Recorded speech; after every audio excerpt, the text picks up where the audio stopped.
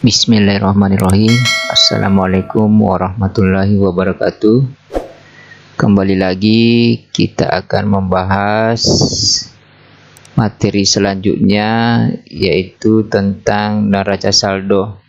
Pada materi sebelumnya kita telah membahas materi buku besar, di mana buku besar itu telah kita selesaikan beberapa contoh cara memposting nilai jurnal umum ke dalam buku besar. Nah, pada kesempatan ini kita akan menguji hasil buku besar yang telah kita posting dari jurnal umum ke dalam neraca saldo. Tetapi kita harus tahu dulu apa sih itu neraca saldo.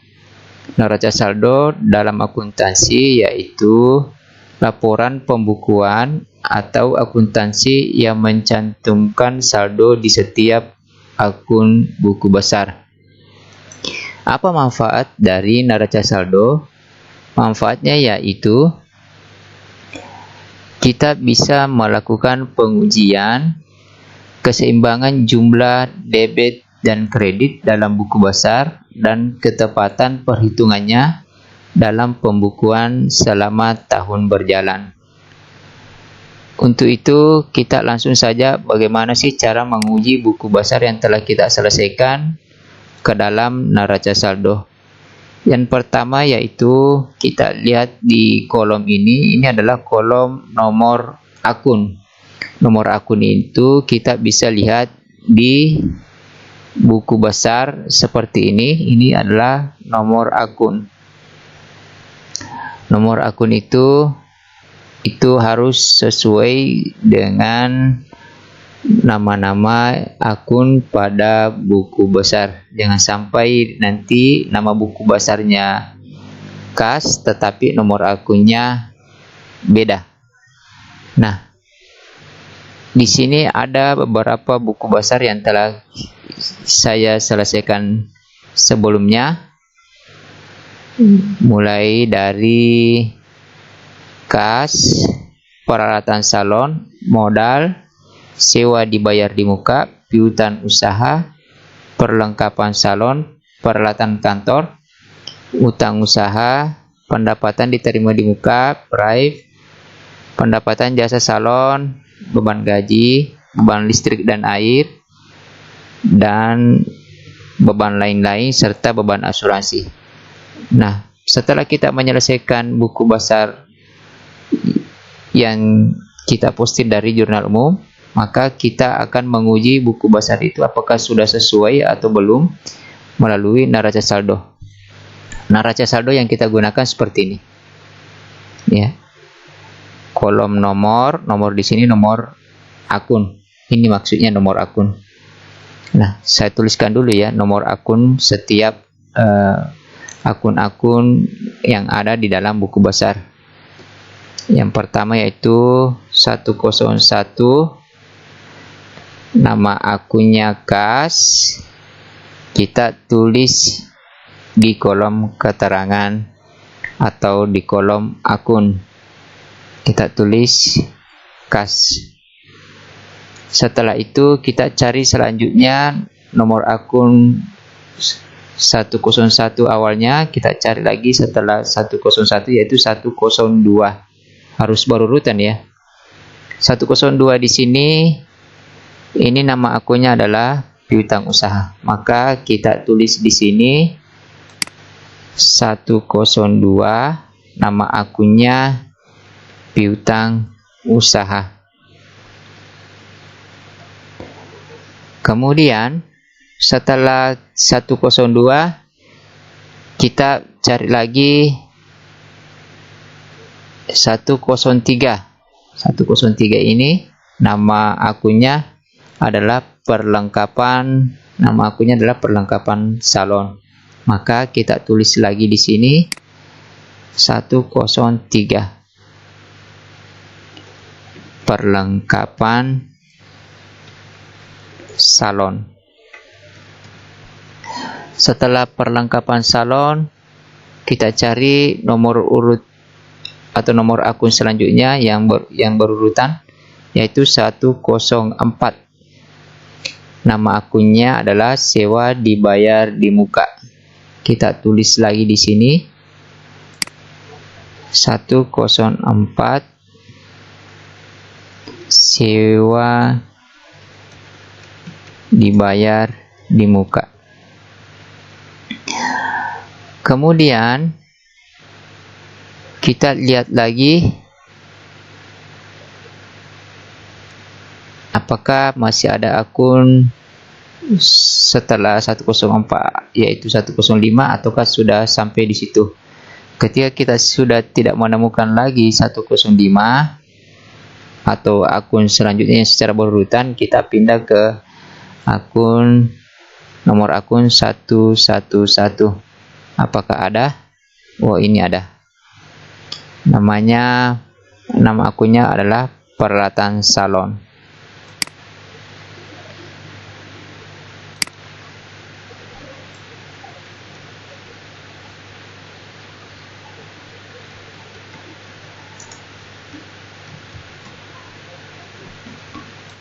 Setelah itu kita cari lagi setelah 111, apakah ada 112? Oh, ini ada. Nomor akun 112 ini dengan nama akun peralatan kantor. Kita tulis di sini 112 peralatan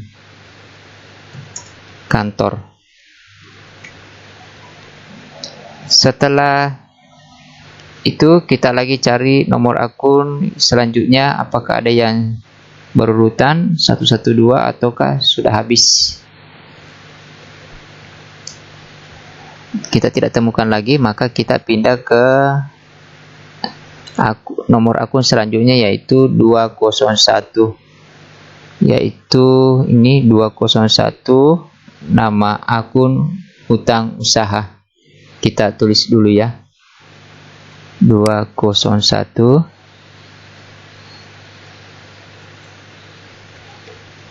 utang usaha. Setelah itu kita cari lagi selanjutnya, apakah ada 202? Oh, ini ada. Ini ada nomor akun 202 dengan nama akun pendapatan diterima di muka. Setelah itu kita temukan, kita langsung lagi tulis di neraca saldo 202 pendapatan diterima di muka.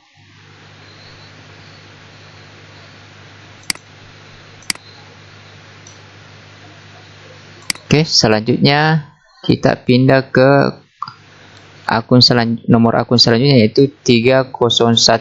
Karena 203 itu tidak ada, kita pindah langsung ke 301. Nomor akun 301 ya. Dengan nama akun modal. Oke, kita tulis lagi 301 dengan nama modal. Atau tadi yang punya usaha itu namanya Alia, salon Alia, maka kita tulis di sini modal Alia.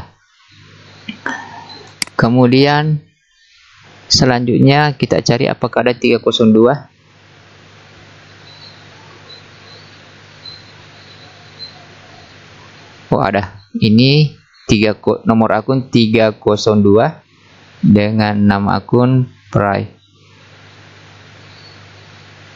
Nah, kita tulis di sini 302. Nama akunnya kita tuliskan juga. Setelah itu kita cari 303, apakah ada.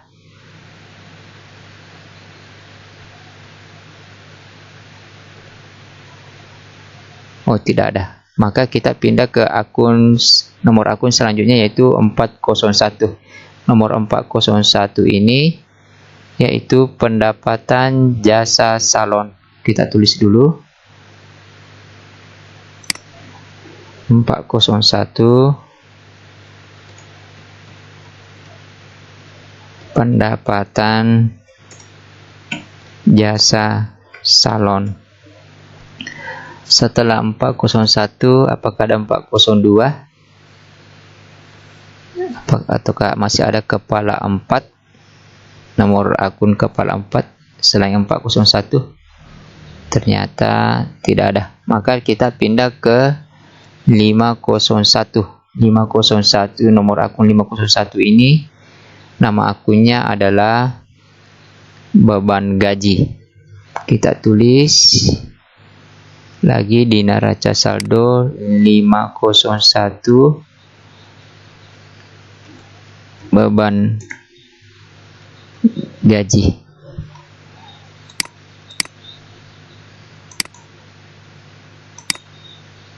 Kemudian setelah 501, 502, nomor akun 502 beban listrik dan air. Kita tulis lagi di sini 502 beban listrik dan air. Setelah 502 kita cari lagi, masih adakah?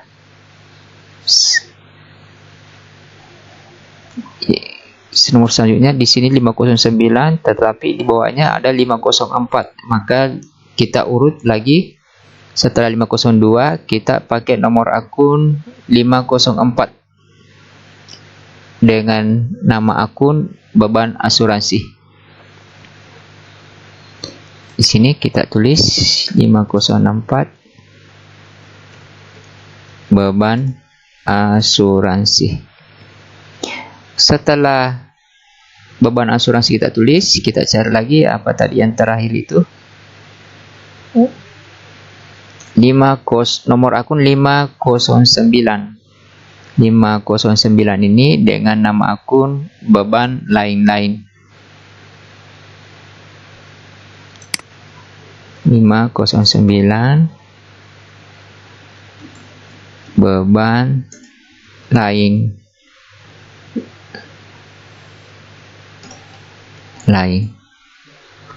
Setelah kita isi nomor akun, kemudian kolom keterangan atau kolom akun kita isi. Sekarang kita pindah ke kolom debit kredit. Bagaimana cara mengisinya ini? Kolom debit kredit kita ambil dari nilai terakhir yang ada di kolom saldo. Seperti apa itu? Ini masuknya kolom nilai terakhir yang ada di kolom saldo pada buku besar. Contoh, di sini kita bisa lihat nama akunnya atau keterangannya adalah kas. Maka kita cari buku besar atau yang tertulis atau nama akunnya kas. Setelah itu kita cari nilai terakhir yang ada di saldo. Nilai terakhir yang ada di kolom saldo yaitu 11.900. Posisinya berada di debit. Maka kita pindahkan itu ke kolom debit juga, 11.900. Kita blok dulu karena ada kita buat formatnya. Nah, ini 11.900. Setelah itu piutang usaha, kita cari nilai terakhirnya yaitu di kolom saldo yaitu 2.000. Ini yang kita tulis kembali. Kita tulis posisinya ada di debit yaitu 2.000.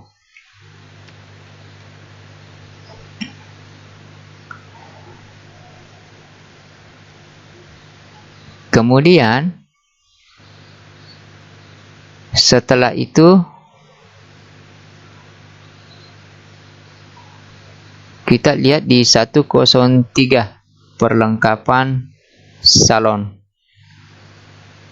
Perlengkapan salon nilainya di debit, di kolom saldo debit 1.000. Maka kita tulis di sini 1000. Setelah itu kita cari sewa dibayar di muka. Sewa dibayar di muka, nilainya di kolom saldo debit 1.500. Kalau satu ya langsung dipindahkan saja. Setelah itu peralatan salon. Peralatan salon di sini ada 2, tetapi yang kita ambil adalah nilai terakhir yang ada di saldo, yaitu 11.000.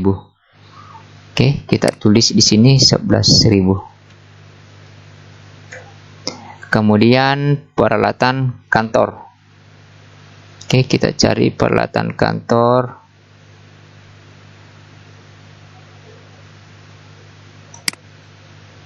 Ini peralatan kantor, saldonya di debit 2.400. Maka kita tulis di debit 2.400. Kemudian hutang usaha. Hutang usaha di kolom saldo. Oh, ini maaf, salah.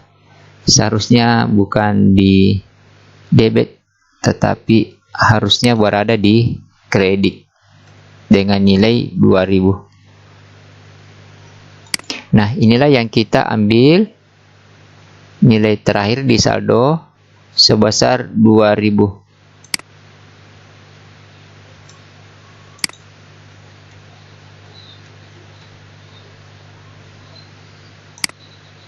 Setelah itu pendapatan diterima di muka. Kita cari pendapatan diterima di muka, ketemu.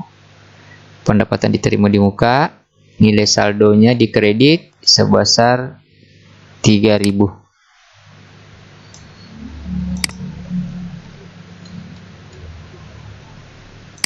Kemudian modal. Modal ini karena cuma 1 di kolom saldo, maka inilah yang kita ambil sebesar 18.000 dan kita tulisnya di kredit. Setelah itu akun selanjutnya itu price. Kita cari price-nya itu di kolom debit atau di kolom saldo bagian debit sebesar 500. Maka itulah yang kita pindahkan sebesar 500. Setelah itu pendapatan jasa salon. Pendapatan jasa salon. Oke, pendapatan jasa salon di sini terakhir nilainya 14.400. Ini ya. Setelah itu kita pindahkan pendapatan jasa salon 14.400. Setelah itu kita lihat akun beban gaji. Akun beban gaji itu di sini kita lihat di saldo itu posisinya berada di debit, maka kita pindahkan juga itu di debit dengan nilai 1.000. Setelah itu kita masuk beban listrik dan air. Di beban listrik dan air ini nilainya itu sebesar 500 dan berada di saldo bagian debit.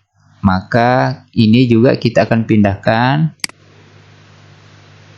sebesar 500. Setelah itu kita cari beban asuransi. Beban asuransi itu nilainya di saldo di bagian debit terakhir itu adalah 600. Maka itu kita pindahkan juga di debit 600. Dan yang terakhir adalah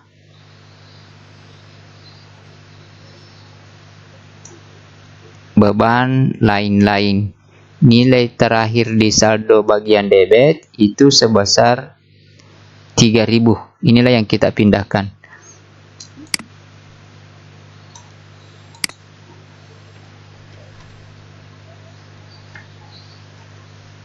Setelah itu, setelah kita pindahkan semua atau tulis kembali nilainya di kolom debit ataupun kredit,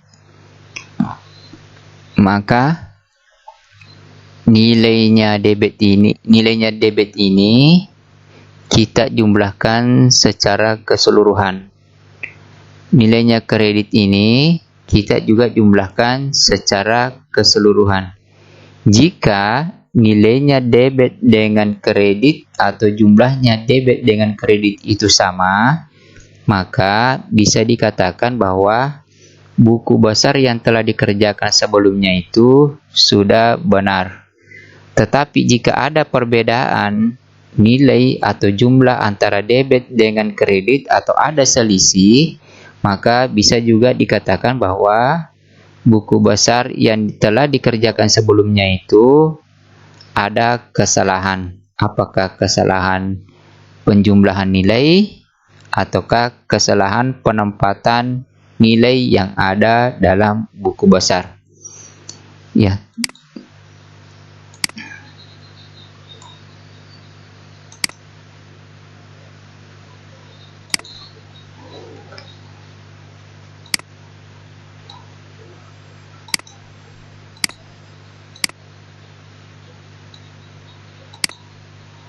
Nah, seperti ini. Jika ada perbedaan atau selisih nilai atau jumlah antara debit dengan kredit, bisa dikatakan bahwa buku besarnya ini ada yang salah. Apakah salah penjumlahan yang seperti saya bilang tadi, ataukah salah penempatan nilai. Nah, untuk mencari kesalahannya itu dibutuhkan waktu. Tapi saya pause dulu untuk mencari kesalahannya di mana agar tidak terlalu banyak waktu yang digunakan dalam pencarian kesalahan di video ini.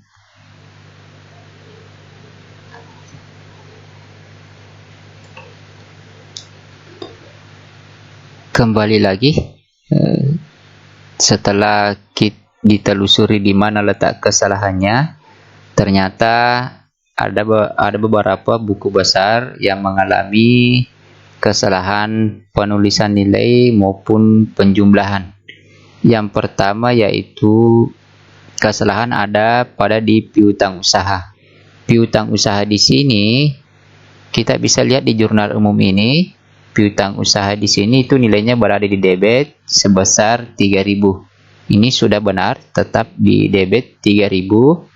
Kemudian piutang usaha yang kedua yaitu posisi nilainya itu di kredit sebesar 2.000. Nah, di sini tertulis 2.000. Seharusnya di sini juga 2.000. Ketika kita ganti nanti menjadi 2.000, maka di sini kita ubah menjadi 1.000. Maka 1.000 inilah yang kita pindahkan ke neraca saldo piutang usaha. Ini kita sudah rubah menjadi 1.000 piutang usaha. Kemudian kesalahan yang kedua yaitu ada di pendapatan jasa salon. Di pendapatan jasa salon ini pada jurnal umum kita bisa lihat pendapatan jasa salon itu cuma ada 2, yaitu ada di tanggal 8, posisinya di kredit 6.000, kemudian di tanggal 12 posisinya juga di kredit sebesar 3.000. Jadi kalau seperti itu, maka pendapatan jasa salon itu kita rubah, kita hapus dulu ini karena ternyata nilai ini tidak ada.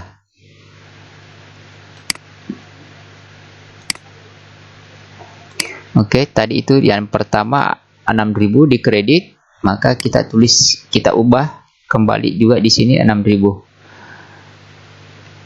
Setelah itu nilai yang kedua yaitu 3.000 berada di posisi kredit.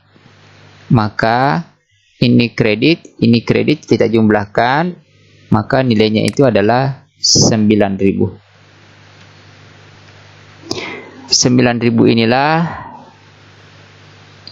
nilai dari pendapatan jasa salon. Kita pindahkan ke neraca saldo, yaitu pendapatan jasa salon seperti ini, 9.000. Nah, setelah kita rubah semuanya, maka ternyata barulah ketahuan bahwa kesalahan itu ada di buku besar. Itu tadi yang saya bilang, bahwa kesalahan itu bisa saja karena kesalahan penempatan nilai atau penulisan nilai maupun kesalahan penjumlahan pada buku besar tersebut. Nah, setelah kita rubah nilainya, maka jumlahnya itu sudah menemukan titik kesamaan antara kolom debit maupun kolom kredit. Setelah kita temukan dan kita lihat hasilnya itu sudah dalam posisi seimbang, maka materi neraca saldo dianggap juga telah selesai. Sekian dan terima kasih. Assalamualaikum warahmatullahi wabarakatuh.